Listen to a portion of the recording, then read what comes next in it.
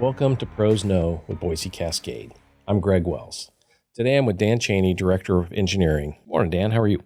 Doing well, Greg. Glad to be here. Awesome.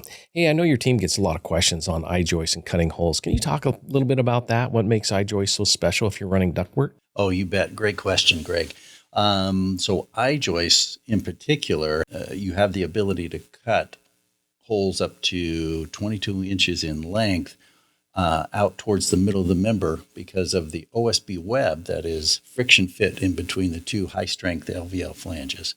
That allows for HVAC, ductwork, and electrical to be run perpendicular to the framing.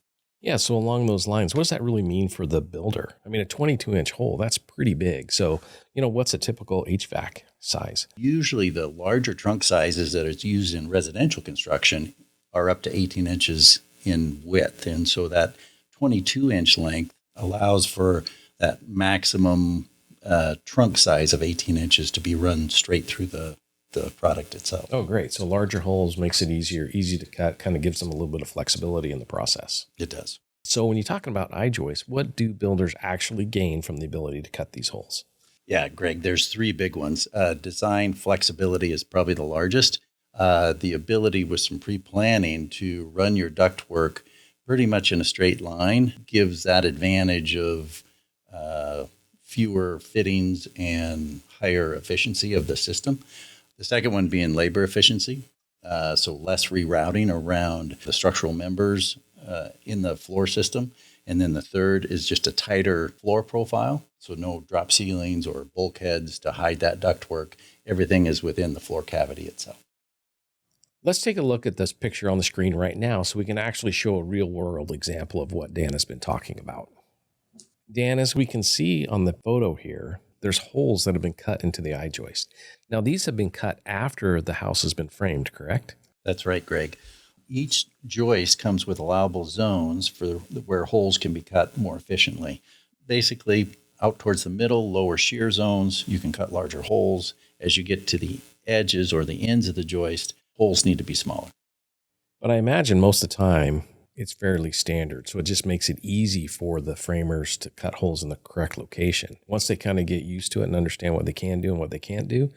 That's correct. We have allowable, easy to reference hole charts that we send along with the product just for those cases where HVAC, plumbing, or electrical have questions. They have easy lookup tables right there on site that they can use to make sure that they're installing those holes in the right location.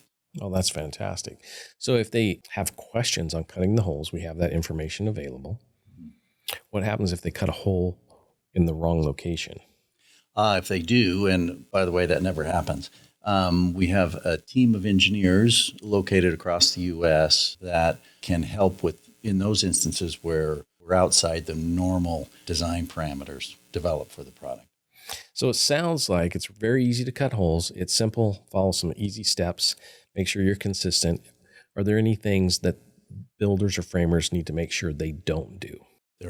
There's three big items. First, don't cut the flanges. Those are carrying most of the bending capacity for the product.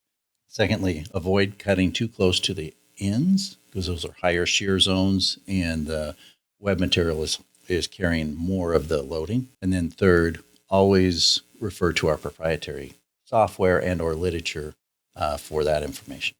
Dan, thanks a lot. That was very helpful. Appreciate the information. We have additional resources on our website, so go check that out when you have a chance. It's at bc.com/resources. Thanks for watching.